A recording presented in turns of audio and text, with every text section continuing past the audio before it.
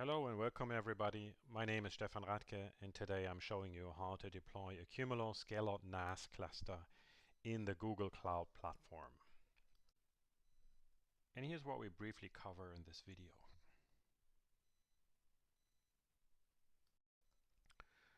So let's get started. Why we need a file system in the cloud. Here are several use cases why you may consider using a file system in the cloud, and you see that all cloud providers doing something to create file system services. However, they are quite limited and they have not a long history, so Qumulo is very advanced in that manner, and maybe you see that throughout the video.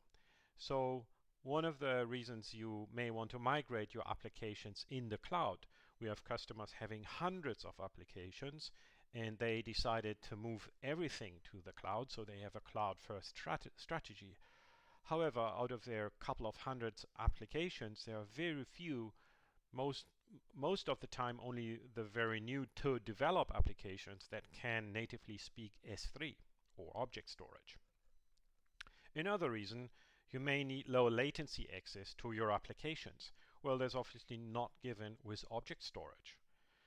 You need a scalable NFS and SMB storage, or you need multi-protocol access to these files even. So we have a lot of customers having a requirement of accessing the same files with NFS and SMB, which is not easy because mapping POSIX permissions to Windows ACLs and vice versa is a complicated task, and none of the existing cloud solutions can provide that functionality.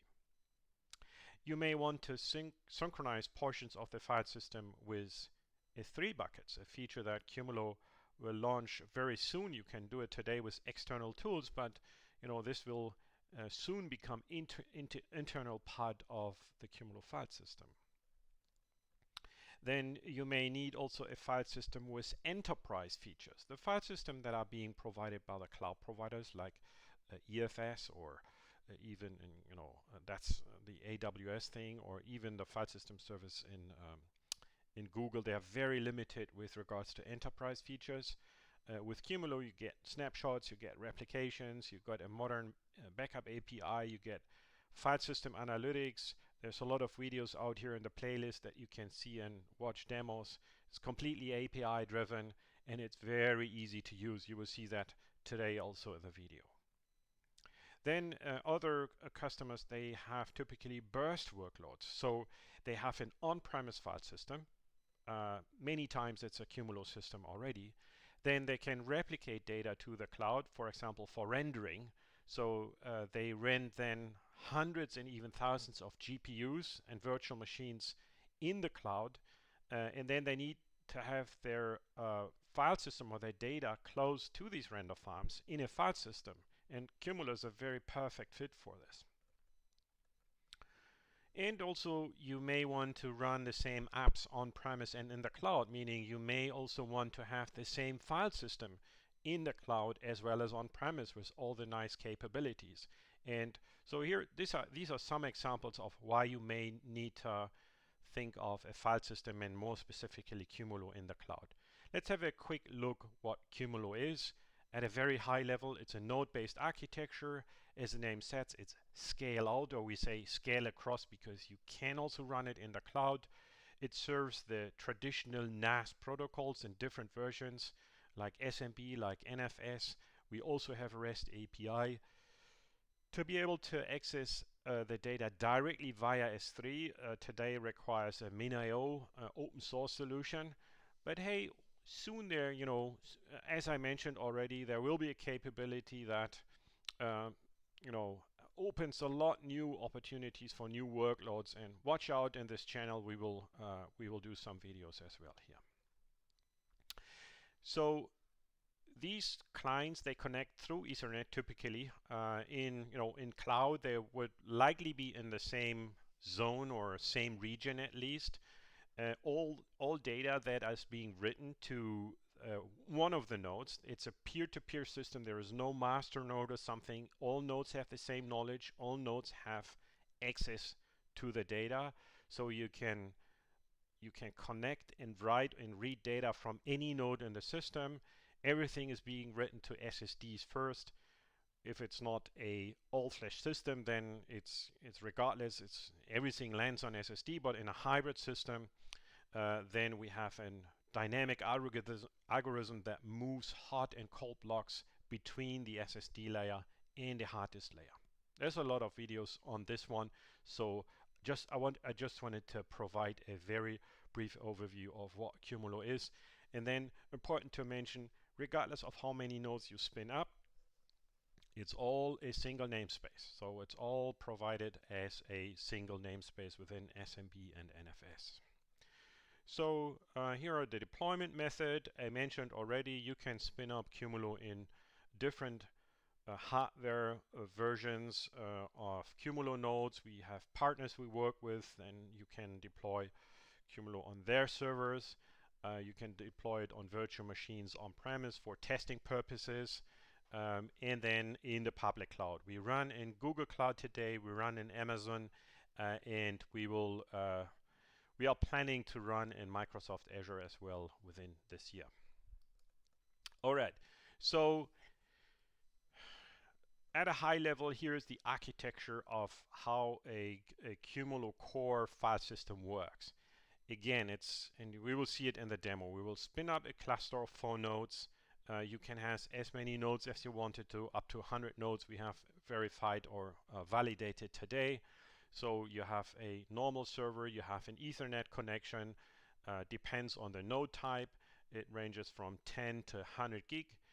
And then we use Ubuntu, the latest long-time supported release on top of it.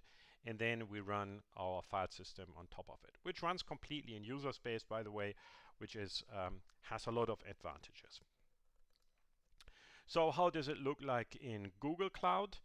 Well, we rely to be able to serve data very fast. We rely on persistent disks, and then we also rely obviously on the Google Cloud Engine. So that means we run in virtual machines. We attach several persistent disks to the compute engine, and our system runs on top of n number of nodes, where n needs to be at least 4. The deployment is being automated with Google Deployment Manager templates, which we deliver. So you don't have to pick and choose the number of persistent drives and network configuration as you will see in the demo. That will happen all automatically. In fact, you cannot even change that because that would render the file system not functional. So let's go and see how it works, and let's set it up. What we will launch. So you can see here we have our region, our VPC. We use the default VPC that we have in our project. We use our default subnet. You could obviously create also separate subnets for it. We will join the cluster to an Active Directory. As I said earlier, that's optional, but we'll do it. Here is the domain name, and then here is the name of the Active Directory server. Then we have a Windows client, a Linux client to mount the exports and shares later on. And here's basically the Qumulo cluster that we launch in a couple of clicks. One thing that is worthwhile to mention is that you should have a router and NAT gateway at least configured so that the nodes can reach the internet to be able to send telemetry data back home for remote monitoring. That's not mandatory, but it's much recommended. You also could decide to install the Qumulo nodes with public IP addresses. That's also possible. What are the requirements? Obviously, you have to have a GCP account. Your Google Deployment Manager API needs to be enabled for that account. The account limits that may have been configured for you will need to be large enough for instances and volumes that we deploy through the deployment manager. You should have at hand an SSH key pair if you want to access the Qumulo nodes later on directly from your MacBook or notebook or Windows system. And then obviously you should have a VPC configured with at least one subnet configured in the target region. And as I mentioned, the subnet should be able to, the systems in the subnet should be able to access the internet through a NAT gateway at least. And have an Active Directory server ready if you want to join your Qumulo cluster to an Active Directory domain. Here are the deployment steps. If you want to join your clients to a Qumulo cluster later on, have an Active Directory server installed in GCP already.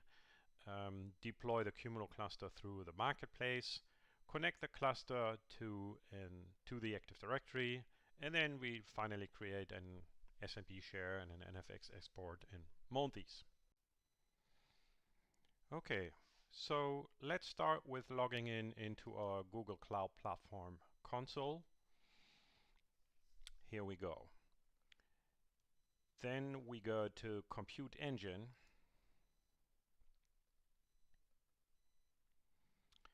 And here you see the servers that we have already deployed, and two of them are interesting for us today. Most specifically the Windows Active Directory server, which I've already created and configured because we want to add our cluster to an Active Directory domain. It's not mandatory as said earlier, but for best practices we would do that. And then also I created a Linux client to be able to show how to mount NFS shares or exports later on. But now we want to create a Qumulo cluster, and we just simply say create instance, and then we go to the marketplace. We search for Qumulo, and here you see the different options that we have. We can deploy a 5 terabyte Qumulo file system instance. That means 5 terabyte per node, and we can launch as many nodes if we wanted to. And there's also a 10 terabyte option. We pick and choose the 5 terabyte option for now. And here's a description. Here is something about Qumulo. You have a link to the website. You have a link to more information on the Qumulo file system. You have a link to a very good technical overview of the Qumulo ScaleOUT file system and much more. So we say launch, and here you can give the deployment name, and I would call it just cluster or Qumulo. We also select the region here. Let me pick US Central. That's the location where also my Active Directory server is in, the zone. We can pick and choose the instance count. We have to start with 4 nodes. We can grow bigger, but we cannot go below 4 nodes. We pick and choose the machine type. We have already selected here the minimum. Let's start with that one. That should be fine for a demo. We choose our default network. We choose our subnet, and that's also a default subnet. You may want to paste your SSH keys in here. You can also log in later through the Google Services account, but you can also paste in your SSH key here, and then you can directly log in from your own SSH client to the Qumulo nodes. So that was it for now, and then we say deploy. And here we go.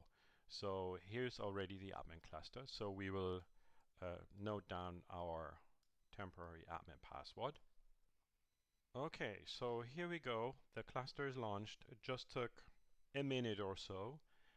I'm going back to my Compute Engine console, and here you see the Qumulo nodes are being installed with their IP addresses. You could SSH directly into them. Let me just quickly open a window to be able to show you how that works. And here we go. The cluster is up and running, and now we need to configure it, or some portions of it. Most of it has already been configured. The cluster can be used.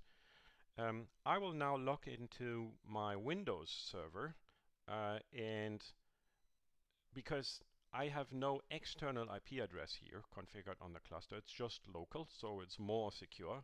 I can't reach that one from the external world. For that reason, I'm logging into my Windows AD server with RDP to be able to launch or to be able to configure the cluster and to access it. So here I'm logged into with RDP into my Active Directory server, and let me just go back and remember one of the IP addresses of the clusters, regardless which one. So I copy that, and now I'm going into my browser, paste that in. So obviously this is a warning, since we have installed a self-signed certificate which is not known by Firefox or Chrome. So we skip that and we say yes, that's okay. And here we are. We have recognized our temporary password earlier in the deployment manager, and that's the admin password. There's one local user who's called admin, and I'm copying and pasting over the temporary password.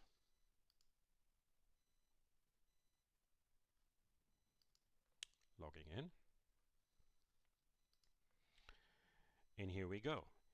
Here's the cluster dashboard. Here is all the information that's relevant from the cluster. We don't go over these right now because we want to configure the cluster rather than doing an administrative training. And by the way, one comment, there is not really a training required. If you have ever managed any NAS system, everything is really self-explaining. There is not really a training required to do it.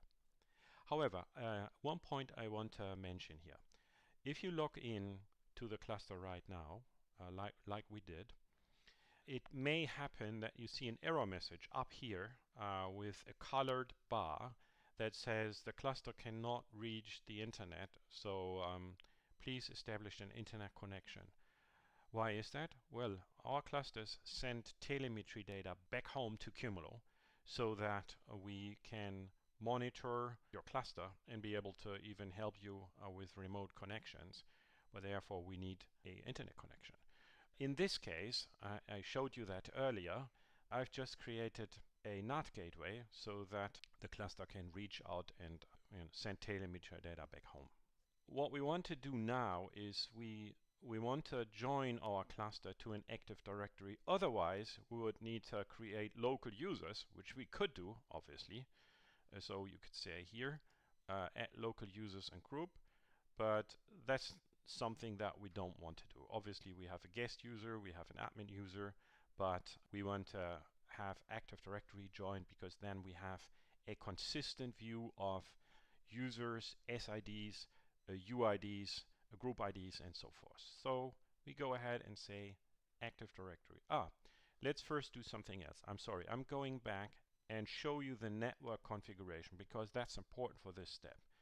What you can see here is the network configuration of the cluster. There is a default gateway, there is a subnet mask, there is a DNS server. Mentioned that's the standard Google DNS server that is being deployed together from the DHCP server. Here's our own domain. That's also a search domain, and then also something that is added for some Google services. And then here are the persistent addresses of the Qumulo cluster. In a later video, I will also show you how to add floating IP addresses. That is important for high availability and keep connections, keep the cluster up and running even if a node fails and so forth. Then floating IP addresses will automatically flip over to a still running node. Now we want to join our Active Directory. We want to go to Active Directory. And here is it. It says join a domain, and that's a relatively simple task. The domain name the domain username. So that's a domain admin, because if we log in with a domain admin, a machine account for this cluster can be created. It is important to note that the user you are using to join the domain, for Windows gurus, that's obviously natural. I'm showing the Active Directory user that I'm using to join the domain is my own user, and this user must also be a group member of domain admins. Otherwise, this user would not be able to create a machine account on the Active Directory system, right? Okay, so that's something important to mention. I will go back here, add my password, and then we need to add NetBIOS domain name. Usually it is the first portion of the domain name. I've decided to pick another one that I enter here. You can add an organizational unit if you wanted to for the machine account. I'm not doing it right now. Then you can decide to use Active Directory as your primary time server, yes or no. What is important is that for the Kerberos tickets, that really the Active Directory server and the Qumulo cluster and all other servers that join really have the same time. So it's either you choose to use the Active Directory of your primary NTP server or a different one. Then this other thing here is also important. Use Active Directory for POSIX attributes. That is very important that you set this to yes. Why? If you have users accessing data from SMB and NFS, you want to make sure that you have a consistent user and group ID mapping to the Windows SIDs, to the Windows SIDs. Otherwise, you may get a little bit into a chaos. Active Directory has the capability to also store the Unix attributes for users, and that's really best practices to do it, because then you have a single source of truth with regards to SIDs, Unix UIDs, and Unix group IDs. All right, so then I say join, and as you will see, you will run into an error in a minute, but I intentionally do that here because that may happen more often. So let's see what will happen. Aha. So you will see here, sorry, we don't recognize that domain name. Please try again. Well, you will start troubleshooting and you will find out I can actually, that looks like a DNS problem. I'm here now logged in on the same node that I've connected to with the web UI, and I can show you that we definitely can resolve DNS-wise the name of the server. Let me do a ping.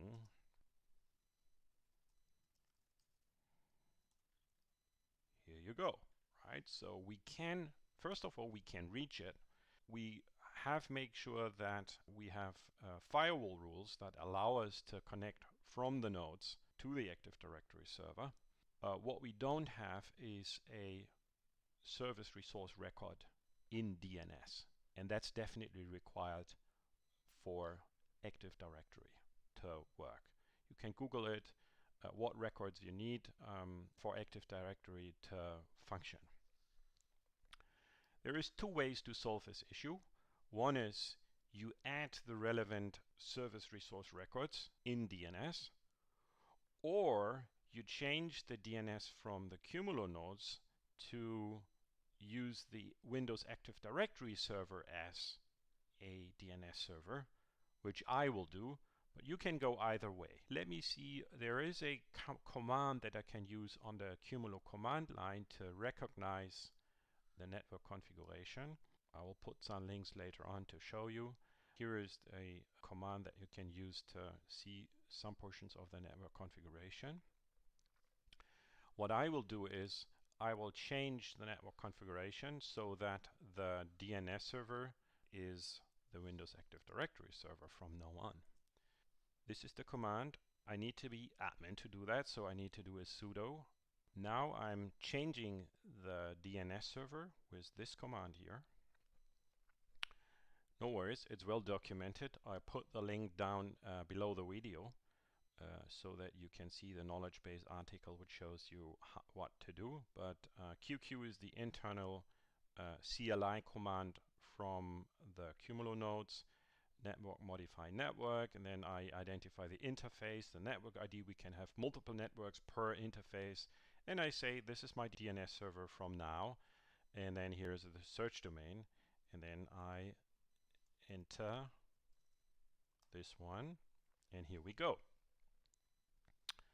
I can now verify that this was working properly, and here we go. Here's the DNS search domains, and here's the DNS server. Now, let's get back to the UI and see if we can now join the Active Directory. Let me go ahead, say join.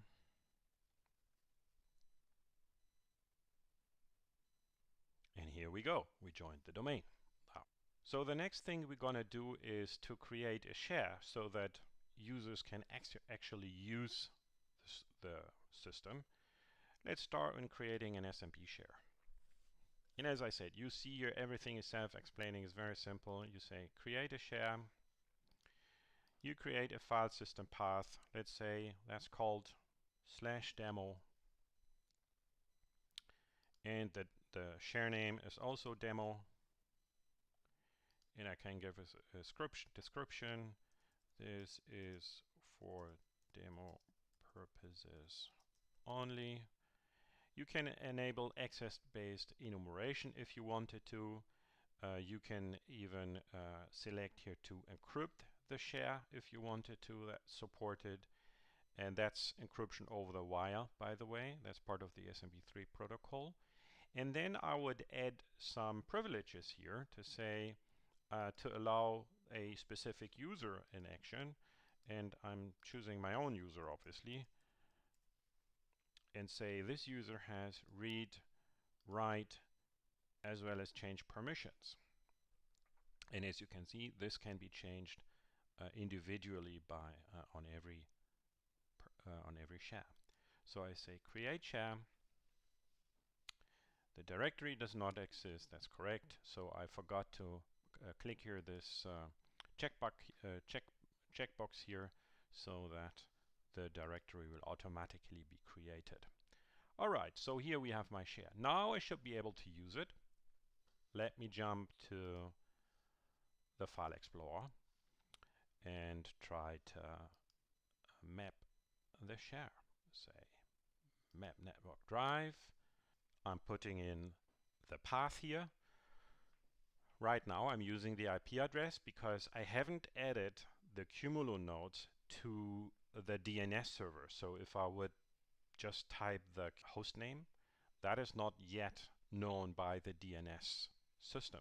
Therefore, I'm using the IP address for now. Finish, and here we go. I can now start reading and writing to this file because I have added all the privileges. I should be able to read and write to the directory. Yeah, that was it. So the next step, we will create an NFS export and use that from the Linux side. Okay, to mount the NFS export that we have just created, I need to make sure I have the proper NFS packages installed. The image that I've chosen from Google had not installed the proper NFS packages, so I'm just doing that right now. It's very fast since I just did it, but I just wanted to make you aware that you probably need to do it. And the next thing we need to do is just mount the relevant share. I'm saying sudo because only the root user can mount, and then I'm saying mount -t NFS -o. Here are some best practices options. Also, they are, let me show that quickly to you. There is an article on our care site. It's always good to see that. Let me go to care.qumulo.com. Whatever you look for, whether it's GCP, anything related Qumulo can be found here. And if you, for example, search for NFS mount options, you will find a knowledge base article recommending the proper mount options to you. Here they are, depending on the operating system. They are different from the client perspective, whether it's a Mac client or a Linux client. Regardless, just wanted to show that to you. Going back and completing the command, let me copy and paste that here from my notes. So we pick and choose one of the nodes. Later on, we just pick a DNS name in the cluster. Will then do round robin across the nodes, but for now we just pick one of the addresses. We created the export demo and we mounted to mount demo, and here we go. That's it. And you can see here, here's our share, as simple as that, and you have massive amount of space and massive amount of performance available for usage. That was it for now.